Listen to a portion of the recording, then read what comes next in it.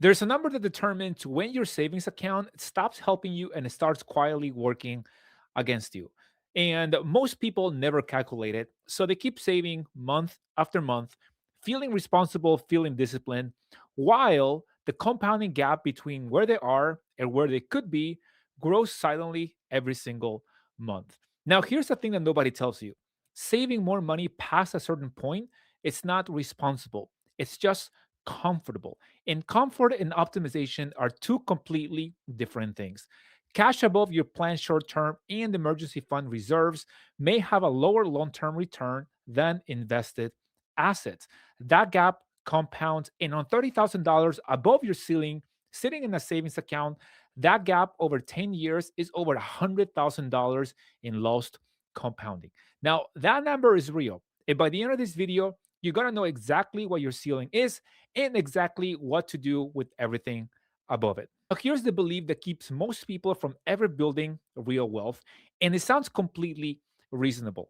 Save first, get the emergency fund right, get the sinking funds right, get the big goals funded, and then you proceed to investing seriously. That sequence feels disciplined, it feels responsible, and it's quietly one of the most expensive financial decisions most people make because savings is never done. There is always another goal, another expense, another reason to wait. And while you're waiting, time is compounding against you in the background and it's not working for you. Now, I want you to hear this clearly. Investing is not a phase you enter when your savings is complete. I used to believe this, but not anymore. It's a background process, it runs in parallel. Not when you're building your emergency fund, not when you're saving for a house, not when money's right. The percentage shifts, the habit never stops. A $200 a month investment started 10 years ago. It's worth more than $400 per month starting today. The sequence isn't just suboptimal, it's mathematically destructive. Now, let me reframe how you think about your savings account because most people have this completely backwards. Your savings account, it's not a wealth building tool, it's a protection tool. And like any tool used outside its design purpose, it underperforms silently while looking completely fine on the surface without any obvious warning sign. Your savings account earning 3.5% APY nowadays is barely keeping pace with 3 to 4% of annual inflation. You're not growing wealth, you're treading water with extra steps. Now, your savings has one main job, and that is to hold your emergency fund, stay liquid, stay safe, and earn a competitive rate. That is the main job. Past that job, every extra dollar is losing the compounding race to the market every single month. Now, the question isn't whether your savings account is safe. Most likely it is if you are in an FDIC bank and reputable organization. The question is whether it's the right tool for every dollar that you're putting into it. So you might be asking yourself, what is the right number? Let's get into it. And I want to be specific here because 3 to 6 months of expenses is advice that everybody gives. It's advice that everybody gives, and almost nobody actually computes correctly. Now, when my wife and I were paying off $215,000 in debt, we kept a deliberately lean emergency fund, not because we didn't value security, but because we understood what the emergency fund was actually for. It wasn't for vacations we couldn't afford. It wasn't for Christmas gifts. It wasn't for car maintenance we should have planned for. It was for genuine emergencies, perhaps a job loss, medical crisis, something truly unexpected. So the calculation starts with essential expenses only. We're talking about mortgage, utilities, groceries, insurance, minimum debt payments, transportation to work, communication. That's the list. Just survival costs, the expenses that don't stop, even if everything else does. So we take that number and we multiply it by your stability tier. Stable salary in a stable industry, 3 months is a reasonable floor. Contractor, freelancer, volatile industry, 6 months minimum. Self employed or running a business, 6 to 12 months because revenue can be very unpredictable and expenses never pause for a slow quarter. Now, that number is layer one. Now, the number that we just calculated is your layer one ceiling. And once it's full, you stop adding to it, you stop, and that's where most people never get. Now, here's something I hear constantly from people who feel like they can never get ahead financially despite having a decent income. My emergency fund never stays full. When you start digging into the numbers and you understand why the emergency fund keeps getting rated, you realize that it's never because of a genuine emergency. It is the car repair that they knew was coming, but they never planned for. It is the insurance premium that hit every 6 months, the holiday spending that surprises them every single December like it wasn't on the calendar. Now, these are not real emergencies. These are predictable expenses that just were not planned for. And because there's no dedicated bucket for them, they raid the emergency fund. The emergency fund gets rebuilt, another expected expense hits, it gets rated again, the cycle continues indefinitely. And here's the painful part. While that cycle is running, investing never really starts because there's always a reason to hold cash instead. Always something coming up, always a reason to wait.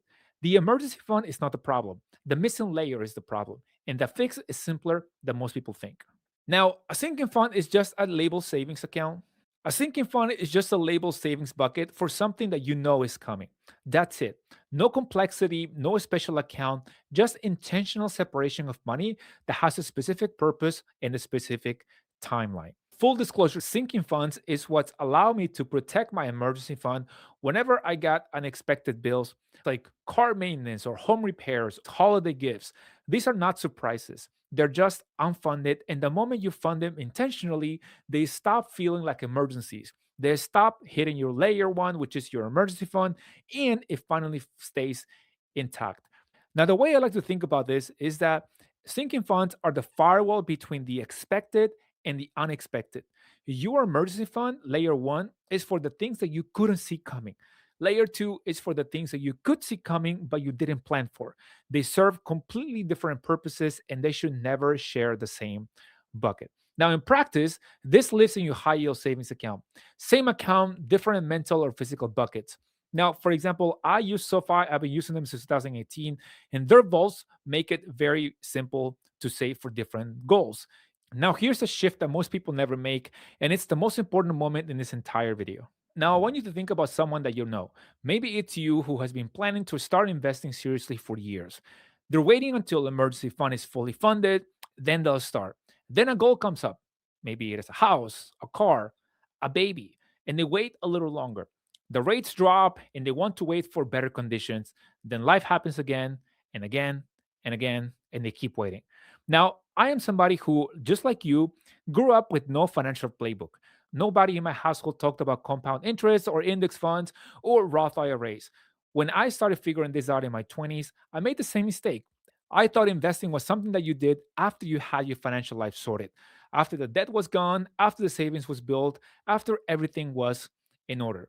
Now, here's what I know that I didn't know then. That after never really comes because the finish line keeps moving. And every year of delayed investing is a year of compounding that you can never recover.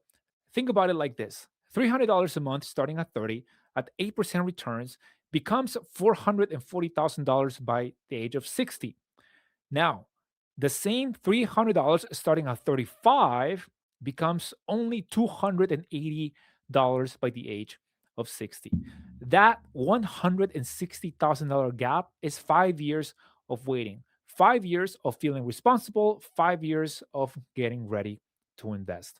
Now, the cost of waiting is not hypothetical. It's 160 grand on $300 a month, and that number grows the longer you wait. So here's a shift. And once you make it, everything else becomes clearer. Investing is not a destination, it's actually a background process, like breathing. It runs whether the month is easy or hard, whether you're building your emergency fund or saving for a house or paying off debt. It never fully stops, only the percentage changes. In practice, this looks something like this.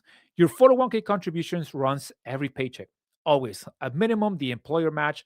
That's free money, and there's no rational argument for leaving it on the table.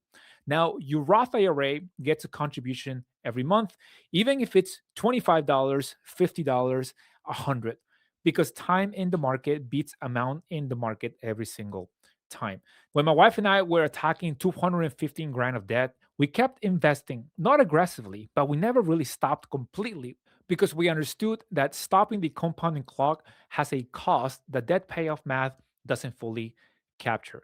The brokerage account, anything above your 401k or your Roth IRA, scales up as your other layers fill. It starts small and it grows as the sinking funds are funded and the emergency fund ceiling is reached. But it starts now, not later. It starts today. Let me make this concrete because I know it can feel abstract when you're looking at a tight budget and trying to figure out where everything goes. Here's the actual order of operations that I follow in the sequence that actually works. Phase one, building the emergency fund. 3 to 6 months of essential expenses in a high yield savings account. While this is happening, your 401k is running in the background at a minimum the employer match. Always non negotiable. The emergency fund has a timeline. The 401k has no pause button. Phase two, emergency fund is full. Now you split your extra money in two ways. We're talking about sinking funds for what you know is coming, investing, increasing your contributions, adding to your Roth IRA, starting a brokerage position. Both run simultaneously, neither waits for the other. Now, phase three, it's when your sinking funds are funded for your current goals. That contribution redirects to investing, investing grows, the background process accelerates. As you can see, this is not complicated. It's just sequential enough to be clear and parallel enough to build wealth. And the moment it clicked for me, really clicked, was when I stopped thinking about investing as a reward for getting everything else right. It's not a reward, it's part of the infrastructure and it runs regardless. Now, let me stop here for a second because I know what some of you are feeling right now. You've been doing the math, you've realized that the sequential approach, save first, invest later, has been costing you compounding for years, maybe a lot of years. And that realization has a specific feeling. It's not just frustration, it's the particular kind of frustration that comes from doing everything right by the standards you were given and then finding out that those standards were incomplete. I felt that too. Growing up the way I did with no financial role models, no playbook, figuring out while I worked multiple jobs and putting myself through engineering in school, I made every sequential mistake there was. I saved when I should have been doing both. I waited when I should have started. And while your investing layer runs in the background, layers one and two need the right tool. And these are your emergency fund and your sinking funds have one job, and that is to keep you safe, stay liquid, earn a competitive rate. Nowadays, a traditional savings account paying 0.38% on $20,000 earns you $76 per year. That same $20,000 in a high yield savings account could be earning 3.5 to 4% and earning you $800 with the same FDIC insurance, same ability to access your money whenever you need it. The only thing that changes is where the money lives. I personally use SoFi since 2018. They have a vaults feature that lets you run multiple sinking funds or save for multiple goals inside one account. It's all labeled, targeted, and you can also automate it. Now, I know some of you may be thinking, but Alex, what if I need the money? Investing feels risky when I have real goals coming up in the next year or two. And that's actually the right instinct applied to the wrong layer. Here's the distinction that matters. Layers one and two, that is your emergency fund and your sinking funds, are never invested ever. They stay in a high yield savings account, they stay liquid, FDIC insured, and they're accessible within 1 to 2 business days. There's no market risk, no volatility, and the money is protected by design. Now, the investing layer is only money above these two ceilings, money with a long term horizon, 5 years plus, money that doesn't need to be accessible next year. The whole system is built around matching risk to timeline and not really mixing them. If you have a house down payment coming in the next 12 months, that's a sinking fund. It stays in a high yield savings account. It doesn't go in the market, but your 401k contribution is still runs in the background the entire time because the 401k money is not house money. There are different buckets with different timelines and, of course, different jobs. The system handles the risk question by design. You don't have to choose between safety and growth, you run both simultaneously. Now, let me give you the actual calculation so you can do this tonight. Take your essential monthly expenses, rent or mortgage, utilities, grocery insurance, minimum debt payments, transportation, not lifestyle, just survival costs. Multiply by your stability number. 3 months if you're in a stable salary role, 6 months if you're a contractor, freelancer, or in the volatile industry. That's your emergency fund ceiling. That's your layer one target. Personally, I recommend everybody 6 months, but these are options. Then look at your top or three known upcoming expenses in the next 3 to 12 months: a car repair fund, an insurance premium, holiday spending, whatever applies to your life. You add those targets up, and that's your layer two number.